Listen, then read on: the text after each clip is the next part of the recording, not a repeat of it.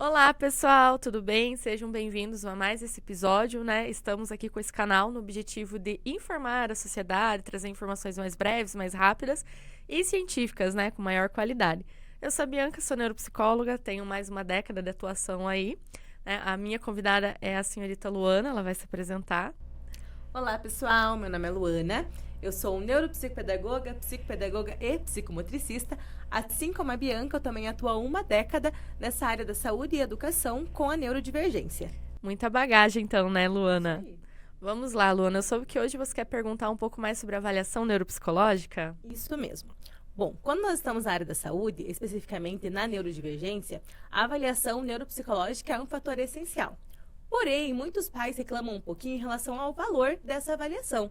Então, o que a gente queria saber é o que tem nessa avaliação que a deixam com um valor um pouquinho elevado.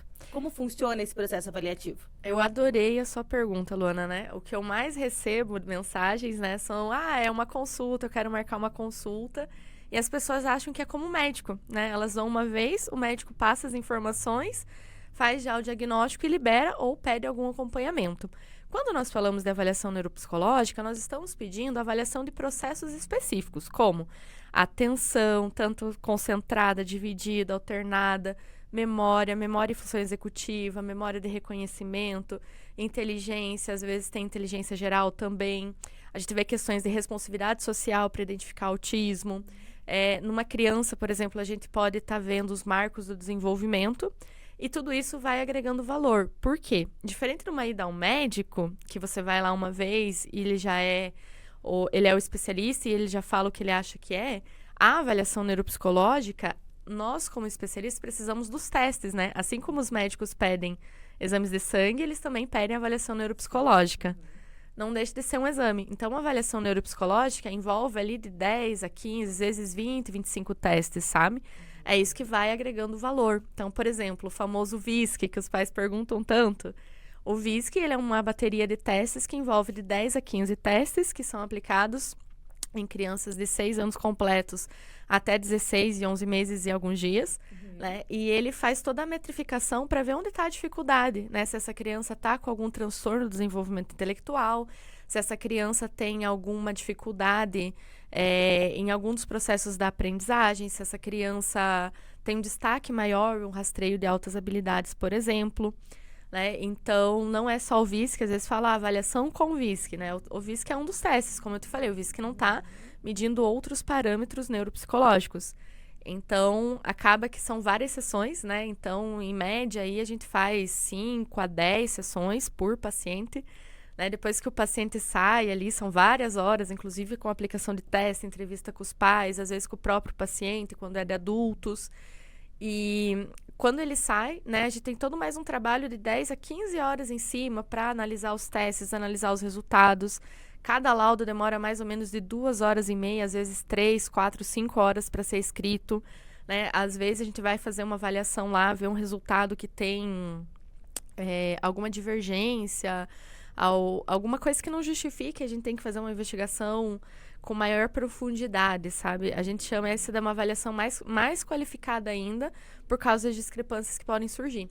Então, quando a gente faz a divisão por horas, acaba que você percebe que a avaliação neuropsicológica não é cara, né? Ela tem um investimento maior porque ela exige realmente muito mais horas de um profissional e não é feito apenas em um atendimento. Me dê um exemplo aí. O que você achou quando viu o laudo, o resultado de algumas das avaliações que você já viu? Em consultório, a gente recebe muitas avaliações, né? Então, aqui na nossa cidade, temos muitos profissionais, nem todos estão qualificados, né, para fazer essas avaliações. Mas, assim, o que eu percebo em muitos laudos que chega para mim em consultório é que às vezes eles vêm com alguns itens incompletos. Então, às vezes é uma escala que falta, às vezes não tem orientações ao PEI, às vezes não tem orientação para a família, às vezes faltam algumas informações. Explica pra gente como é o seu laudo. A Luana fez essa pergunta porque ela conhece meu laudo, pessoal. Então, realmente, né? Às vezes a gente vai ali e fala, mas fulano cobra tanto, né? Eu conheço a avaliação neuropsicológica, passou semana passada lá na clínica, né? A mãe chegou com uma folha, uma lauda só, ela entrou, respondeu algumas perguntas, né? 69 perguntas para ser exata. que uma profissional fez, e aí a profissional colocou o resultado do teste e chamou aquilo de avaliação neuropsicológica, né? E deu o diagnóstico de autismo, né? Então, não é porque na avaliação neuropsicológica, por que você sente às vezes que é incompleta? Às vezes não domina um instrumento, não sabe identificar. Eu sempre falo para os pais, né?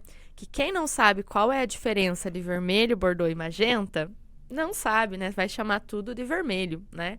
Então, a avaliação neuropsicológica precisa do feeling do profissional para transmitir essa ideia realmente de o que está acontecendo e por que está acontecendo. Por exemplo, né, atraso na fala, né? Eu tenho uma sobrinha que falou, né, depois de 3 anos e meio. E todo mundo, autismo, autismo, autismo. Não, né? Na avaliação neuropsicológica, a gente percebe que é um TDAH forte, né? Ele atrasa a fala. E mesmo se não fosse TDAH, 7% das crianças aí podem atrasar a fala por diversos motivos. Então, a avaliação neuropsicológica, ela vai variar realmente preço de profissional para profissional. É uma pós que eu acho que está na moda, né? Então, tem muitas pessoas fazendo e se aprofundando cada vez mais. Isso é muito bom, porque a sociedade vai ter cada vez mais acesso a esses profissionais que hoje são raros e com agendas lotadas, né? Porém, acaba vindo também no mercado alguns profissionais que, talvez por desconhecimento, não compreendam realmente exatamente o que deve ser feito, né? Ou como é feito. Então, às vezes ali uma incompleta, como você disse, pega uma linha ali num teste de inteligência que dá no corte de 70, dá um diagnóstico de transtorno de desenvolvimento intelectual. A gente conhece a criança, sabe que é uma hipoestimulação, inclusive eu mando para vocês muitos, né? De hipoestimulação para que possa recuperar, e a criança sai às vezes com um diagnóstico bem incompleto, bem falho, porque foi metrificado apenas no resultado quantitativo que é do teste. Então, ser neuropsicóloga vai muito além do que fazer perguntas, aplicar um teste ali, né? Se fosse aplicar teste, qualquer um poderia, né? Sim. Eles já são restritos porque apenas os psicólogos conseguem interpretar e saber o real significado, né? Então, um laudo ali, ele tem de 15 a 20 páginas, né? Minimamente, né? Que nem eu falei, eu demoro ali 2 horas e meia, 3 horas, depois de todos os resultados já qualitativos, quantitativos, já ter gastado lá 10 a 15 horas de análise sobre cada paciente. Então, acaba sendo bem completo. Algo que não é da avaliação neuropsicológica, que a Luana citou, que é um plus que eu faço, gente, é realmente orientação aos pais, orientação à escola, orientações à parte até, se for um estudante da faculdade, a parte da faculdade, e também o PEI. PEI, que ela citou, para quem não conhece, é o Plano de Ensino Individualizado, né? Então, ali na clínica, a Luana sabe de praxe. Se a criança tiver menos que 6 anos, ela tem um PEI que já sai na avaliação neuropsicológica, né? Exatamente o que precisa ser trabalhado especificamente. Eu até falo com os pais, né? Pode esperar, às vezes, fila disso, fila daquilo, às vezes no convênio e tal, mas a avaliação neuropsicológica, Luana, não é algo que pode ser esperado. É algo que vai dar o diagnóstico do seu filho, é algo que vai esclarecer para o médico qual medicação é a ideal, né? E vai dar uma qualidade. E quando feita com um bom profissional, além de ser assertiva, de passar todas as informações que realmente precisa, a gente consegue dar um norte para o resto da vida, né? Alguém que faz avaliação neuropsicológica ali comigo, ela sabe o que trabalhar logo após a avaliação neuropsicológica. Se for uma criança, a mãe consegue estimular em casa até. Lógico que com profissionais é melhor, mas a gente sabe que não é o mundo ideal, né? Fora o fato que o laudo ele é usado, por exemplo, se tiver direito no INSS, algum benefício ao LOAS, a gente acaba encaminhando e é esse documento. Por isso que o meu é bem completo, para que ninguém precise voltar. Legal. Explica pra gente um pouquinho sobre alguns transtornos, né? Porque são muitos, né? Quais são os transtornos que a gente consegue ver a partir da avaliação neuropsicológica? Então, vamos lá. Nós temos a avaliação neuropsicológica para a primeira infância, né? Que compreende aí dos 0 aos 6 anos. Bianca, mas dá para avaliar bebê de 0 anos? Dá, pessoal. Dá para avaliar. Inclusive, é uma das melhores épocas para avaliar. Por quê? A gente vai avaliar marcos do desenvolvimento, se tá dentro, se não tá, né? É fácil dizer para os pais assim, filhos longe de telas, longe de telas. Mas é muito mais difícil você falar o que esse pai e essa mãe precisam fazer com essa criança para manter ela longe das telas, né? Então, a gente acaba tendo vários protocolos ali muito ricos em perguntas. Às vezes os pais chegam, mas eu não sei o que falar. Não se preocupe, nós vamos guiar, então, a conversa por meio do que a gente sabe que vai ser avaliado. Então, a gente pega toda a bateria ali de marcos do desenvolvimento, vai avaliar a responsividade social, então a gente pode rastrear, né? Hoje, né, a gente já tem as métricas que 1 a cada 10 tem TDAH, 1 a cada 36 tem autismo e 1 a cada 50 tem altas habilidades. Fora isso, tem TOD, síndrome de Tourette, tem vários outros transtornos de aprendizagem que podem estar associados.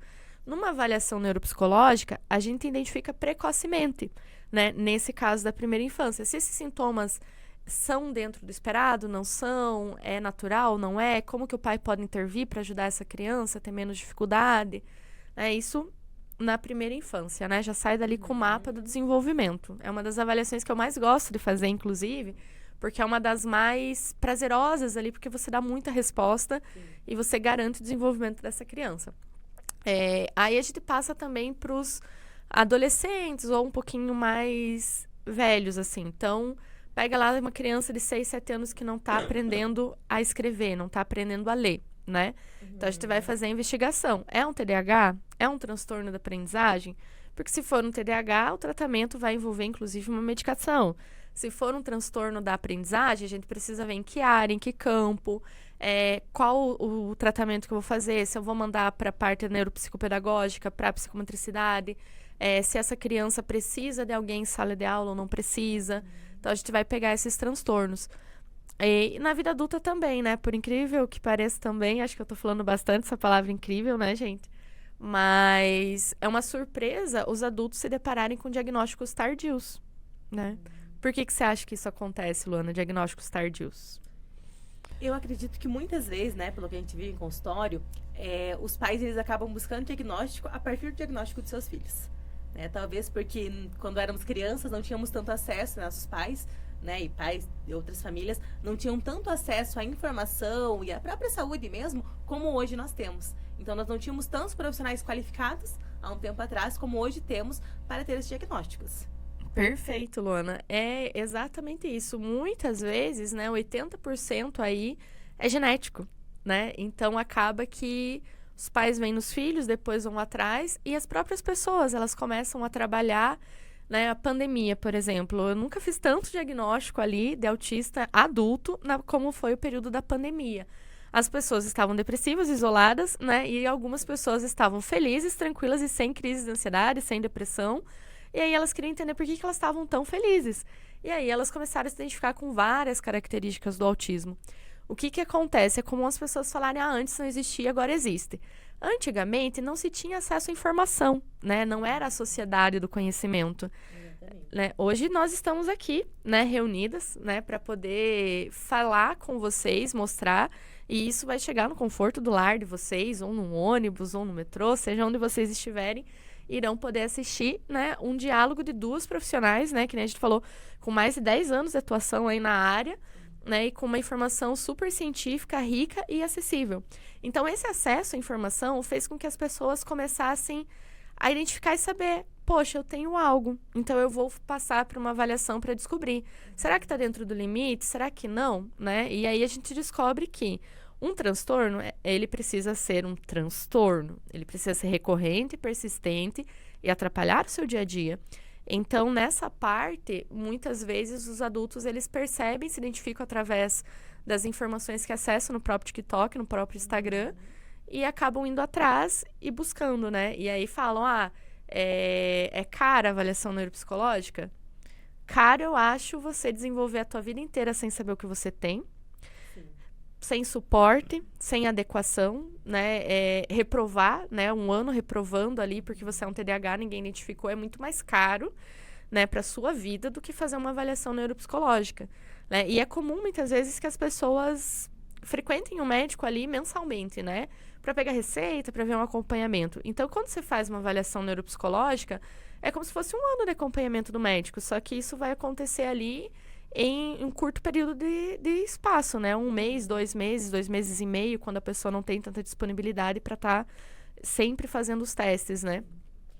E quando você recomenda que uma pessoa procure essa avaliação? Recomendo que, a partir do momento que a pessoa sente uma dificuldade recorrente, persistente e que atrapalha o dia a dia dela, ela saiba que isso não é normal. Então, eu sinto dificuldade, eu passo mal cada vez que eu tô em grupo, passo mal para apresentar um trabalho na faculdade. A minha criança não consegue dormir, não mantém uma higiene do sono, né? Eu comecei a esquecer as coisas, né, com frequência. Então, a avaliação neuropsicológica, você pode tanto procurar um neurologista, um neuropediatra, quanto procurar direto um neuropsicólogo, né? Ambos os profissionais vão trabalhar junto, mas se você for no neuro, provavelmente ele vai indicar para você ir numa neuropsicóloga fazer a avaliação e depois fazer o retorno. Então, assim, começou o sintoma, atrapalhou, você se esforçou, você fez tudo que você podia e parece que não vai, né? É melhor investigar mesmo, porque pode ser que esteja acontecendo algo com você. Se não, desde o nascimento, provavelmente é adquirido na vida adulta pela rotina. Que legal. Então, pai, mãe, você que está aí, tá vendo que seu filho está com alguma dificuldade, com alguma questão recorrente, é o momento de você procurar uma neuropsicóloga. Perfeito, obrigada aí pela indicação. Fico muito feliz com a tua presença aqui nesse episódio hoje, Luana, né? Estamos gravando alguns. Então, muito obrigada pela tua parceria, por aceitar o nosso convite.